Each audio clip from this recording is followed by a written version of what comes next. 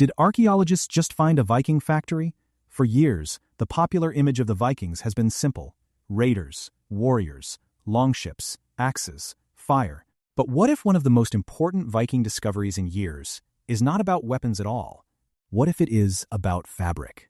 And what if this excavation site in Søften, Denmark, just north of Aarhus, is not just a workshop, but evidence of something much bigger: a hidden Viking industry, a controlled production system, maybe even something close to an early medieval factory? Or maybe that word is too modern, and we are looking at a world we still do not fully understand. From the air, the discovery site looks almost ordinary: green fields, long trenches, piles of soil, and archaeologists working in open ground. But beneath that landscape, researchers uncovered a massive Viking Age site.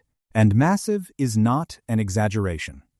The site covers around 100,000 square meters, more than 1 million square feet. Buried there were more than 80 pit houses, semi-submerged structures, small sunken buildings that could have been used for work, storage, repair, production, and perhaps living. And the striking interpretation is that this was a huge Viking textile production site. Not a battlefield, not a fortress, not a burial ground, a production site. A place where people were making textiles on a serious scale. That changes the story. Because textiles in the Viking world were not just clothing. They were wealth. They were labor. They were trade. They were sales. They were status. They were survival. So the question is not only, what did archaeologists find? The better question is, what kind of society needs a textile site this big? At Søften, archaeologists found evidence connected to flax processing. They also found spindle whorls, loom weights, pottery, glass beads, and silver coins. On their own, those objects might not sound dramatic.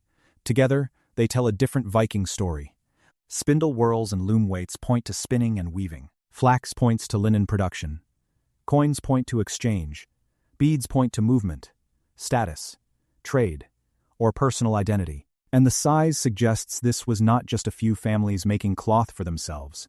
This looks organized, maybe very organized. That is where the discovery becomes so interesting, because the cartoon version of Vikings is often chaos: men with axes jumping from boats, villages burning, kings fighting, and everything reduced to violence and spectacle. But Søften points towards something more controlled: planning, labor, supply chains, specialist workers, resources being gathered, goods being processed, and someone, somewhere, making sure it happened. So, who was really running this place? One detail makes that question sharper. Experts reportedly identified separate areas for production and crafts, but only one residential home. One. In the middle of a huge working site. Why would a production site this large have one main residence? Was it the home of a local elite? An overseer's house? A chieftain's administrative base? Was someone controlling the workers? Or are we only seeing the visible part of a larger system not yet fully uncovered? If a powerful person controlled the resources, labor, production, and access to trade, then this was not just a village. It starts to look like an economic machine, a Viking industrial zone, a production hub feeding a wider network. And yes, factory may be the wrong word. We have to be careful with modern labels. But if a site has specialist production, some form of central control, trade links, and output beyond local needs, the comparison becomes hard to ignore. The location matters too. Søften lies near Aarhus, known in the Viking Age as Aros. Aros was not random. It was connected to trade, power, and the wider Viking world. Nearby Lisbjerg has also produced evidence of an important Viking site believed to be connected with nobility. So now we have a triangle. Søften, a huge production site. Lisbjerg, possible elite presence. Aros, a trade and royal centra. That triangle is hard to ignore.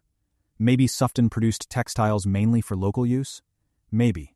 But a site this large does not feel purely local. It feels like it was feeding something. A market. A power structure. A network. Maybe even the systems that made Viking expansion possible. Because think about what textiles meant. Clothing for people, sales for ships, goods for trade, payment, display, protection from weather. A Viking ship without a sail is not the same force. A trading network without goods is not a trading network. And an elite class without controlled production is just powerful people hoping things somehow work out. So, maybe this discovery is not just about fabric. Maybe it is about the machinery behind Viking power. There is also another important part of the story. This site was not found because someone simply decided to dig up a field. The major excavation followed earlier metal detector finds in the area, including silver coins discovered over time. Then, a trial excavation happened before construction work for a new road and industrial area. And that is when the archaeology began to unfold. More houses, more pit houses, more signs of textile production. Which raises an uncomfortable question. How many sites like this are still sitting under future roads, under industrial parks, under fields that have never been tested properly? How much of Viking history depends on modern construction disturbing exactly the right patch of land? That is not a conspiracy. That is just how archaeology sometimes works. But it does make you wonder, if development had not reached this field, would we even know this place existed? The official interpretation is already impressive. A major Viking textile production site, a large organized settlement, and evidence of a sophisticated society. But what if that is still underselling it? What if this was part of a royal supply chain? What if it helped equip ships? What if it produced goods for wider trade? What if Søften was one node in a much larger system? And what if the Vikings were not just raiders who also traded, but traders, producers, organizers, and political operators who used raiding as only one part of a larger strategy? That version of history is less cinematic, but it is more powerful. A chaotic raider disappears after the attack. An organized economic network lasts. It funds people. It feeds people. It builds ships. It creates alliances. It creates power. Suddenly, the Vikings stop looking like a loose collection of warriors and start looking like a society with infrastructure. But archaeologists are still waiting on more analysis, including carbon dating, pollen analysis, and further testing. So we should be cautious. Maybe different parts of the site were used at different times. Maybe some pit houses were workshops, some were storage spaces, and some had other purposes. Maybe the textile evidence is strong, but the full meaning is more complicated. Ancient life was rarely clean or simple.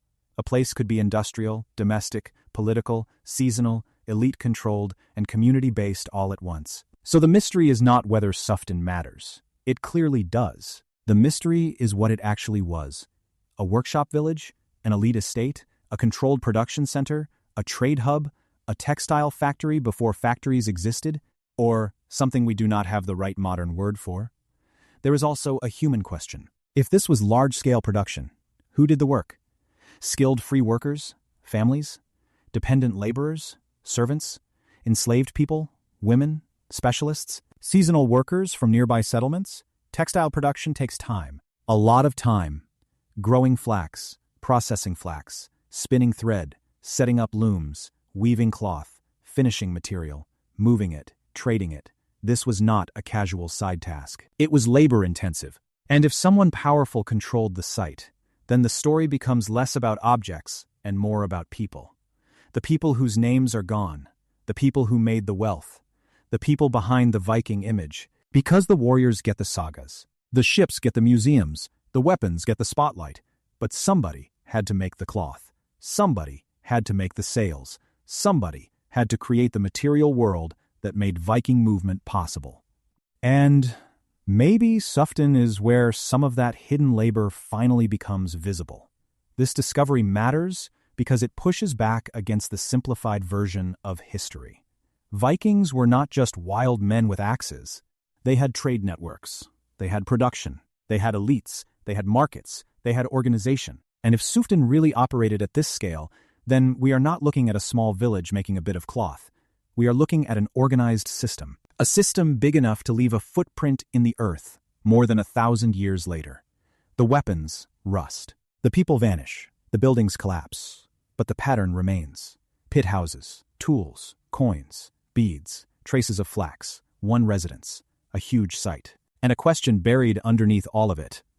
Who controlled this? Maybe archaeologists found exactly what they say they found.